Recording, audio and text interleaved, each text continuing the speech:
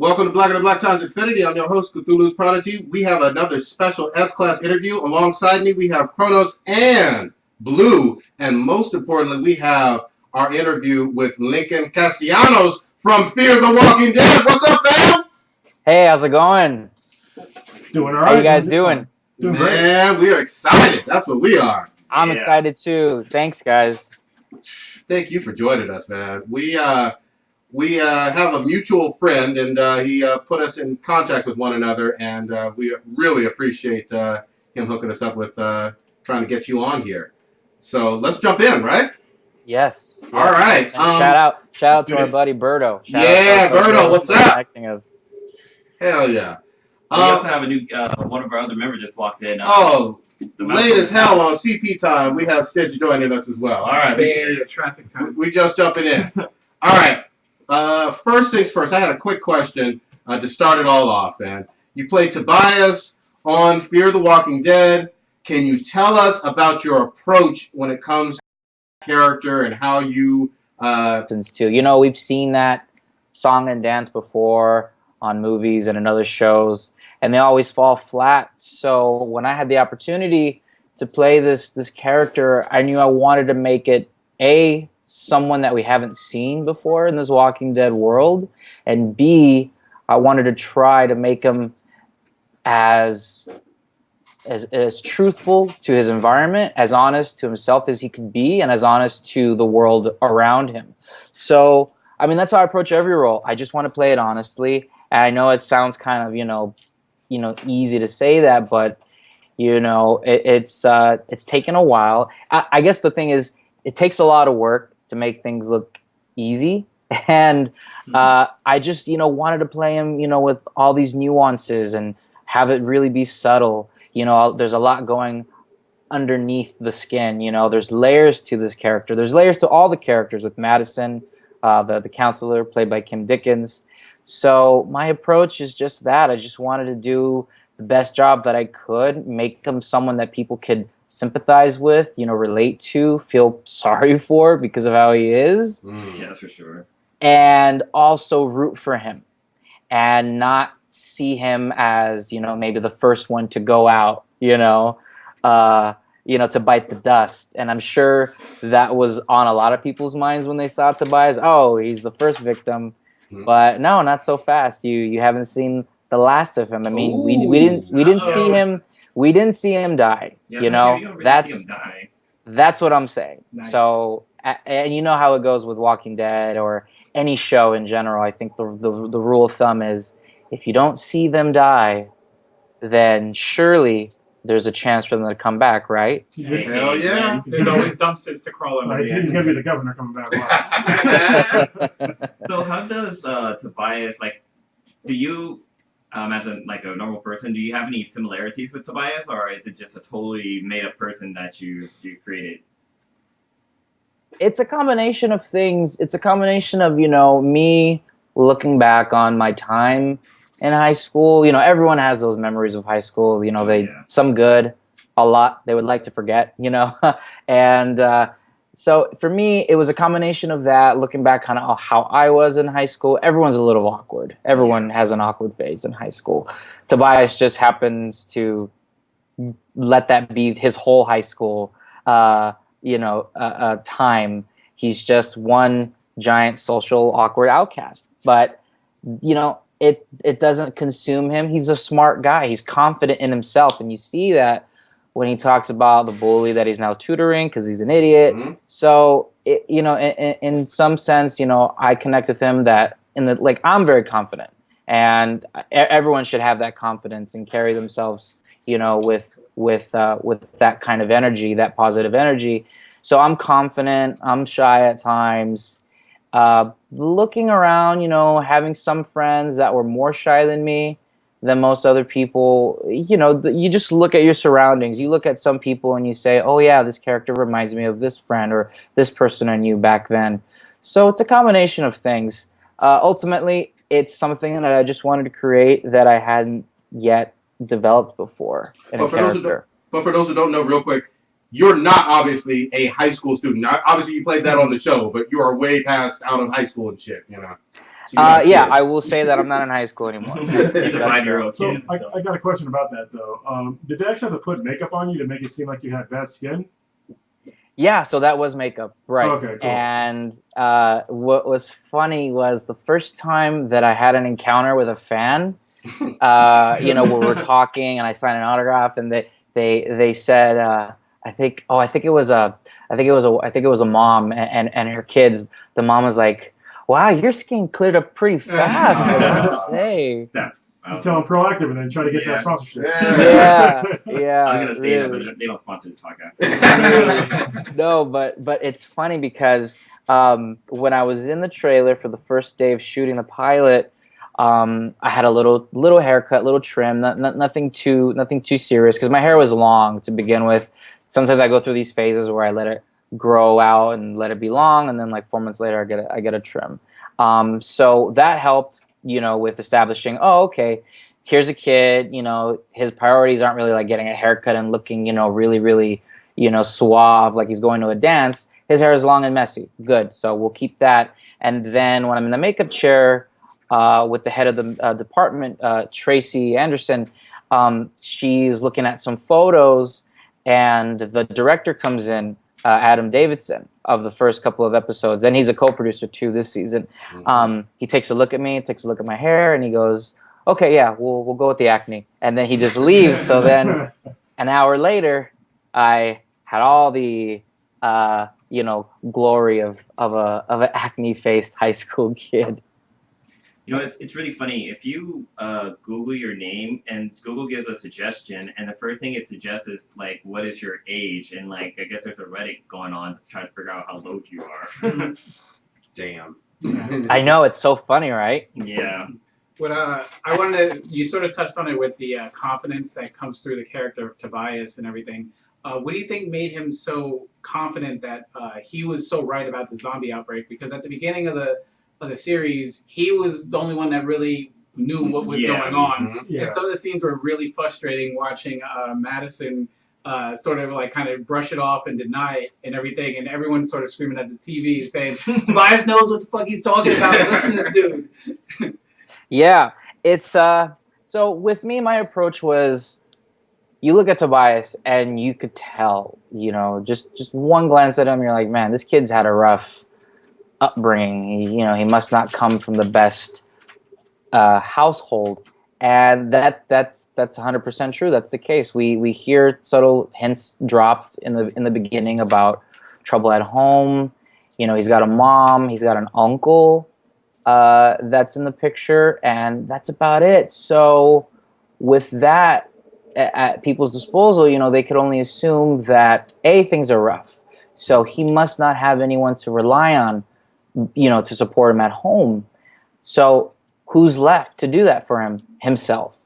And you see that with a lot of kids growing up, in maybe rougher than normal neighborhoods. These kids essentially have to grow up faster than they normally would, taking care of themselves, fending for themselves, or maybe it's the older sibling taking care of all their younger brothers and sisters because they can't rely on the parents, or the parents aren't in the picture, or something is wrong. Something is wrong with the household. Something's wrong with the family, and that's what is the case, in my opinion, with Tobias, and that's the energy I wanted to project. He's got no one. He's got no one to give him the confidence that he needs. He has to do that for himself. Yeah, I was just gonna say, I feel that Tobias is the only person in the Walking Dead universe who's seen Night's Living Dead, so he knows what's going on. Yeah, and people ask me all the time, and I always clarify with them. According to Robert Kirkman, the Walking Dead world is a world without zombies. So as easy as it is to maybe think that Tobias is the only one with a copy of like a Night of the Living Dead cut that never made it to circulation. Because he's had to rely on himself. He's a very much book smart, street smart kid. So everything that he's learned on his own. And the fastest way for someone to learn something, the quickest way, is to do their own research online. So Tobias is really a character, a kid who lives on the internet. He's got no one else to talk to or socialize with. So his escape is the internet. And with that, you have all those subreddits, all those you know, web chat rooms where you hear all these horrible things that's going on, all these news reports, and he's the only one that seems to put it together, Yep. or he's the fastest one to put it together, and that's what makes him so scared, so worried of what's to come, and he's confident enough to take a chance and take a weapon to school, take that small ass knife with him because he doesn't trust that it's nothing. He Yeah. knows that it's something, and it's something bad. Glad you brought up that small knife. It brings up a good question. Do you have any real life zombie survival skills? You know, I think everyone does. You know, instinctively they want to believe that they could last in a zombie apocalypse. And you know, I won't say I haven't looked at those zombie books. You know, when I go to like Barnes and Nobles, but I'm a fan of the genre. I'm a fan of the horror genre, and I love zombie movies. I love the Walking Dead comics. That I was reading those for years before the show came out. So I'm aware of, you know, how to take care of yourself, how to defend yourself. I would last. I definitely would. I have enough skills. I've seen enough stuff to know what to do, what not to do. All right. So I know that you are a SoCal kid, obviously, and Yes. you're still down there. The show is set in Southern California, I think in LA proper, right? Yeah, the first season was set in LA. You saw a lot of downtown LA. You saw more or less like the Hollywood, Silver Lake area. Yeah. That's where Nick gets hit in the opening scene of the first episode. And slowly they've moved more south. Now, in the second part of season 2, we see the family in TJ. Yeah. But what works with the Southern California area, because it's obviously drastically different from everything that we've seen in the Southeast and Mid-Atlantic area on The Walking Dead. What do you think works with that setting, you know? Well, what works is it's showing you that even in a sunny place like California, you can't escape the darkness that comes with this walker infection, with this plague, this virus. You know, it affects everywhere, not just the woods of Atlanta, of the outskirts of Washington. No, this affects the beach line. This affects Santa Monica. This affects downtown, the reservoir. Just you see these vacant freeways full of cars, just like you did in the first pilot episode of Walking Dead, when Rick's galloping on his horse to Atlanta, the other side of the freeway, just cars abandoned, just for miles and miles and miles. LA isn't safe from that. So this walker, this zombie virus, it's affected everywhere. And the show makes it look like that's where it started. It started in LA, started on the West Coast. And it's terrifying, no one's safe from this.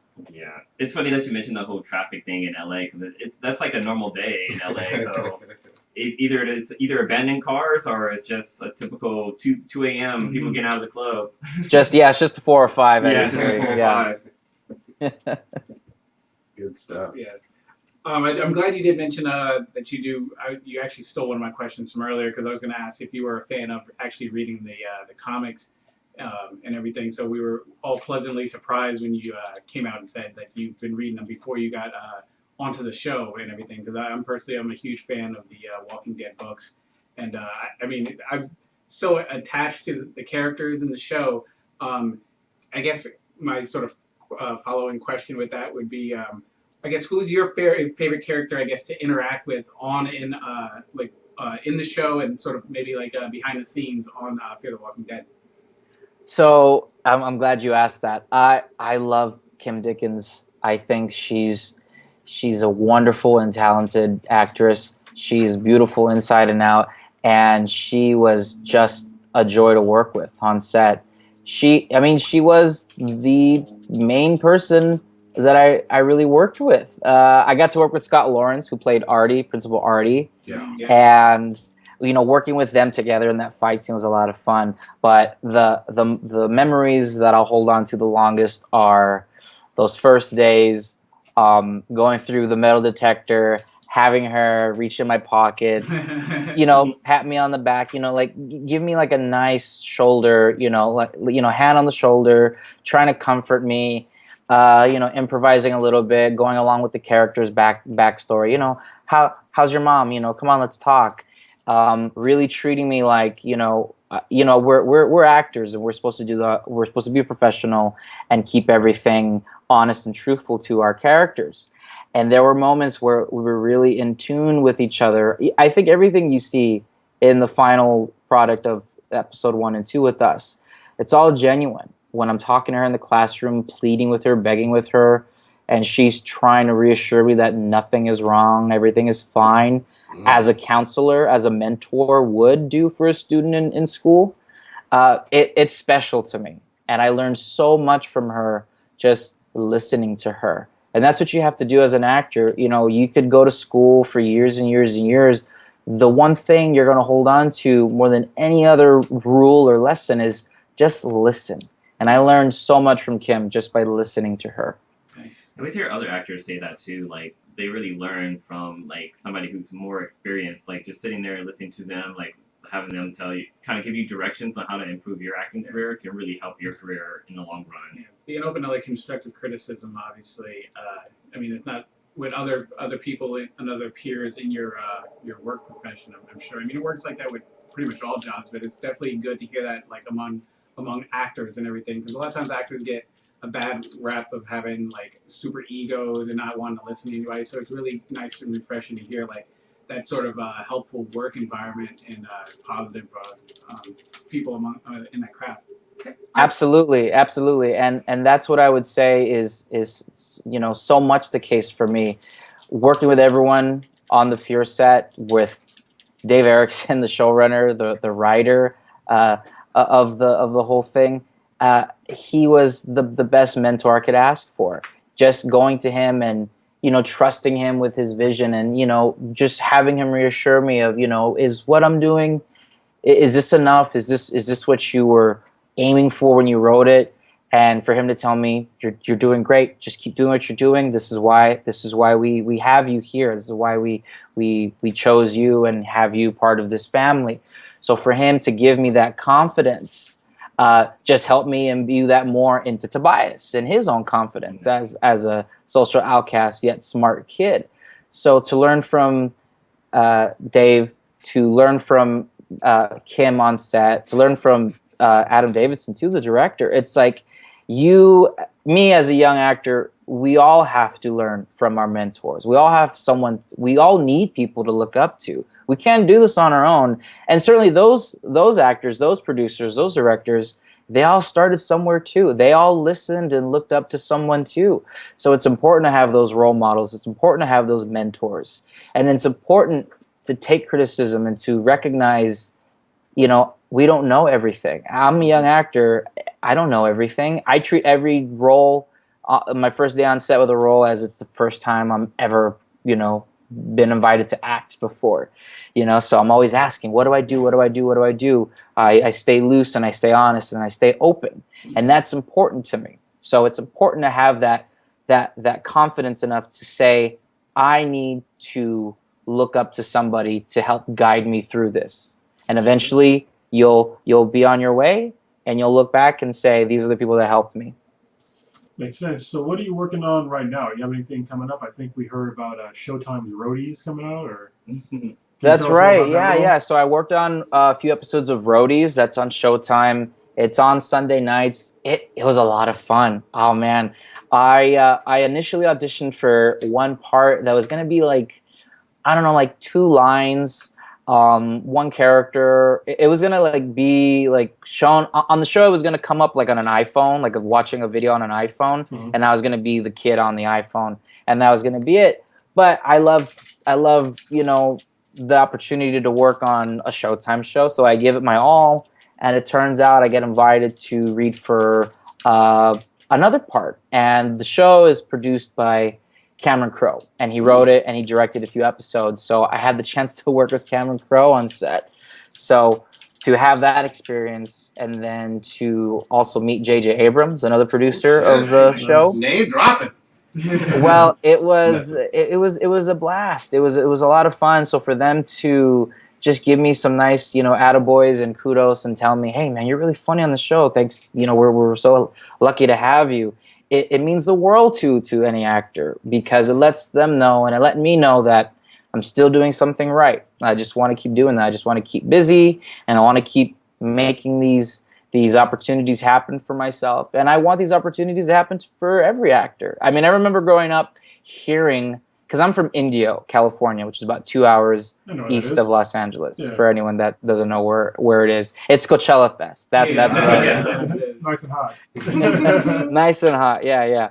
And so I remember growing up, always hearing this rumor that Cameron Crowe grew up in the Valley where we were from, and I was like, "What, really?" And like my mom was like, "Yeah, I think he went to your Catholic school, or he went to Indio High School, And I could never find it online. It was never online.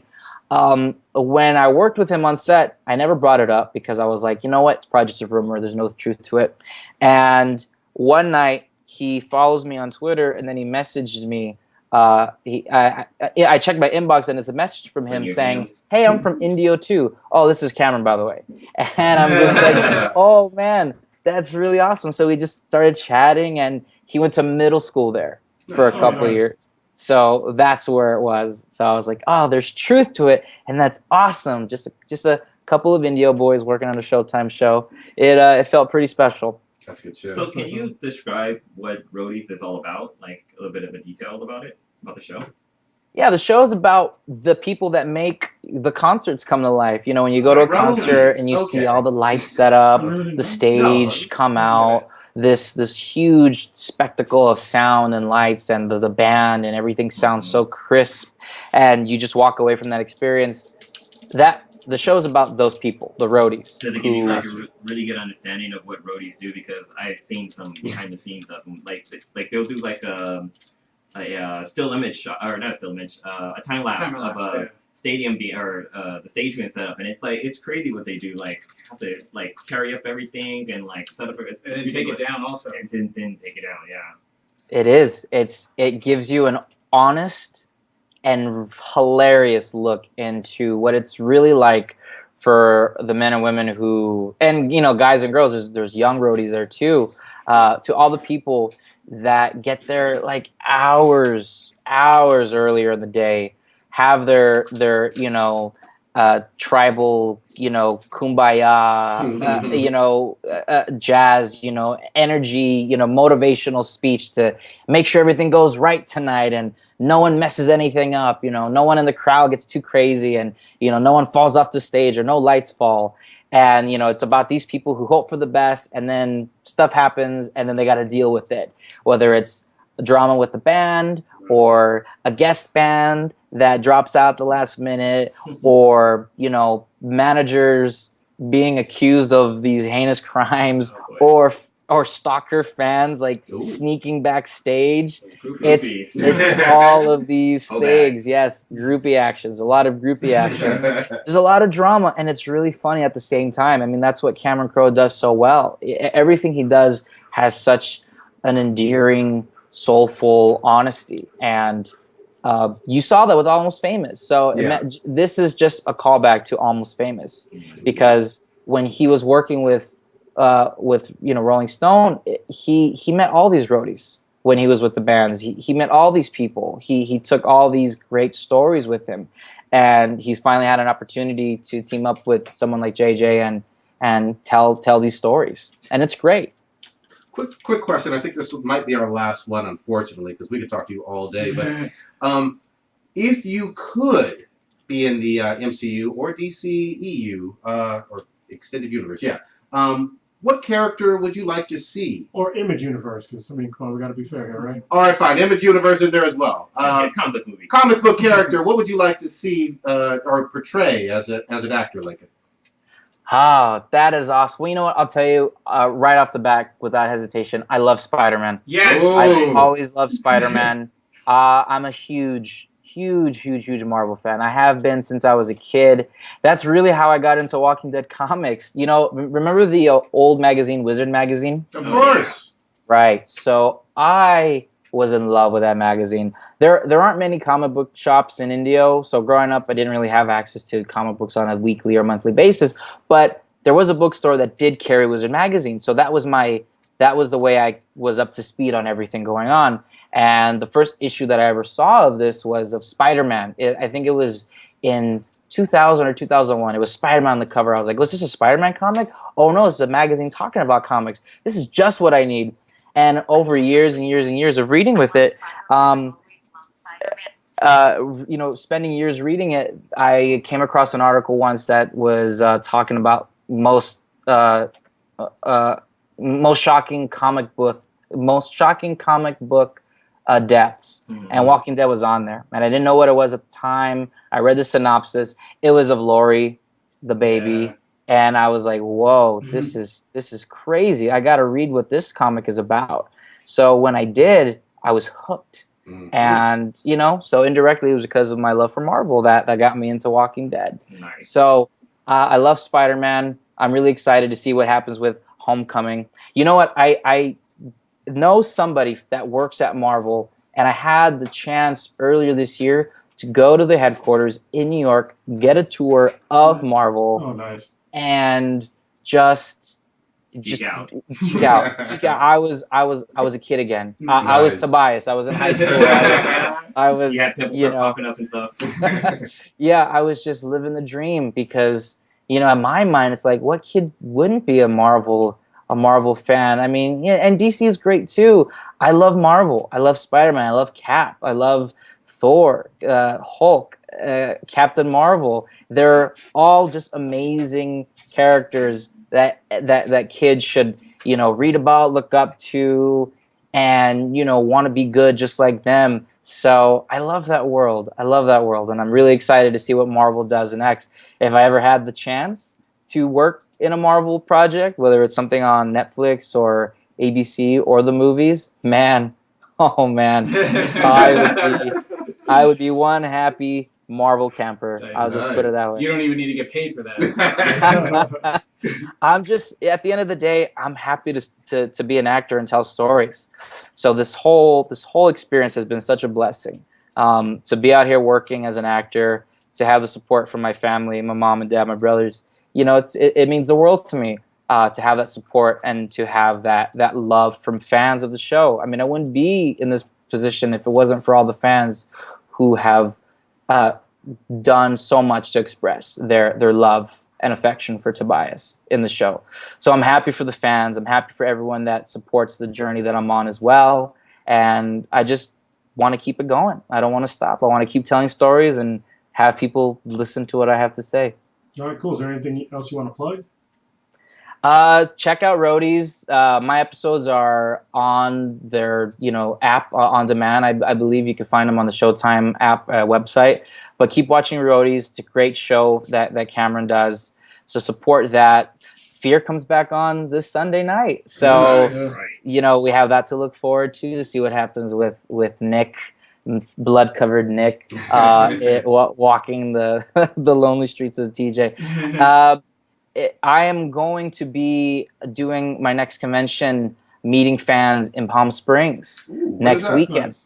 So August 26th through the 28th, that's next Friday through Sunday, I'm going to be in Palm Springs at the Palm Springs Convention Center for Comic-Con Palm Springs. Our Valley's doing their first ever convention, Comic-Con convention, so I would love for people to come out there. Stan Lee's going to be there also. So if you want to meet me, this is your chance. And if you also want to meet, you know, the man of who started everything with Marvel, Stan's going to be there. Stan's the man. So check me out there. And I'm going to be shooting out more details about that on Twitter and Instagram. And everyone can follow me on that with Lincoln the Actor. All one word, Lincoln the Actor. Thank you so much, fam. We really appreciate you. We're going to chocolate bananas and get on out of here. But thank you guys. Thank you, for Prodigy, your time. Kronos, Blue Stitch. I really do appreciate it, guys. This was fun. Yeah, thank you. Have a good rest of your day, Lincoln. You too, guys. Have a good one. Thank you. All right.